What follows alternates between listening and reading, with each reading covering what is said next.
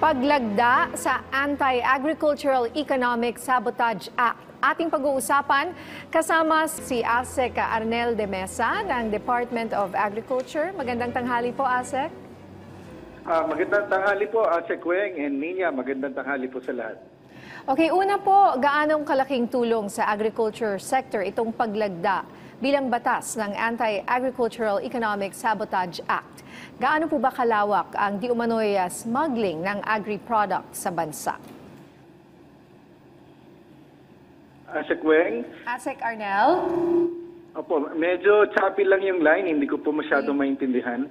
Ulitin ko po yung tanong, ASEC Arnel, gaano kalaking tulong po sa agricultural sector itong paglagda bilang batas ng Anti-Agricultural Economic Sabotage Act?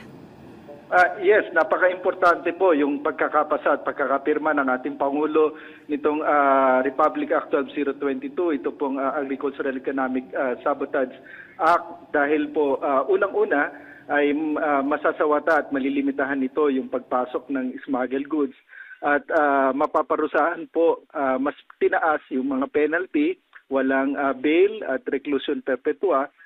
At ang kagandahan po nito, hindi lang yung pinaka-akusado ang pwedeng maparusahan, kasama na rin ang mga accomplices including yung mga truckers, warehouses at mga empleyado ay pwede pong maparusahan dito at talagang buong-buo yung pagtingin nitong batas nito na talaga pong makakapigil dito sa smuggling at makakatulong.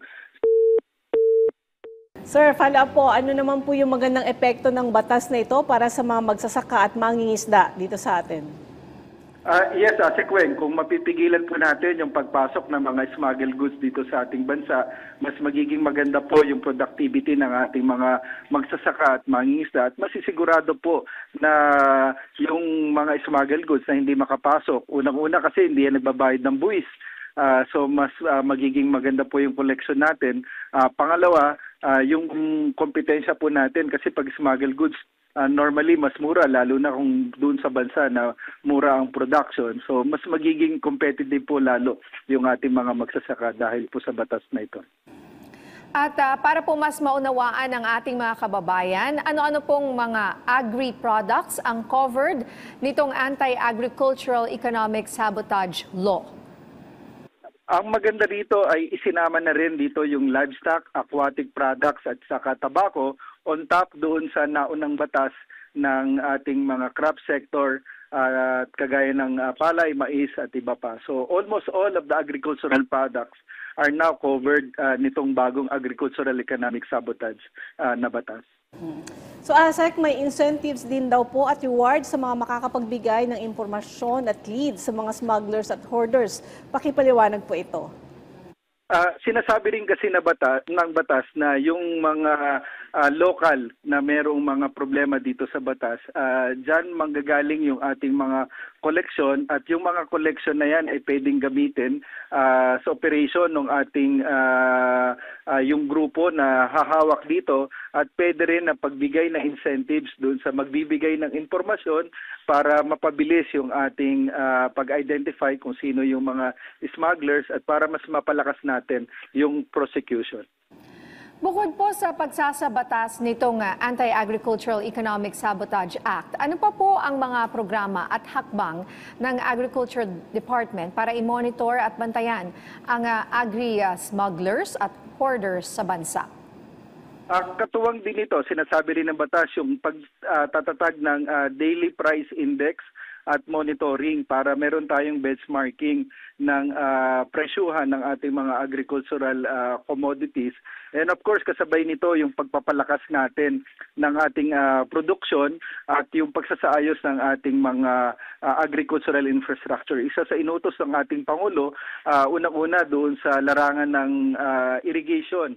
Talagang kailangan natin itong paramihin agad. Meron pa tayong almost 1 million hectares na dapat i-irrigate at ginagawa natin ng paraan para mapadami yung irrigation kasi basic na pangangailangan ng sektor natin ang tubig at napaka-importante ito para matugunan at lalong mapalakas ang produksyon natin ng mga pagkain.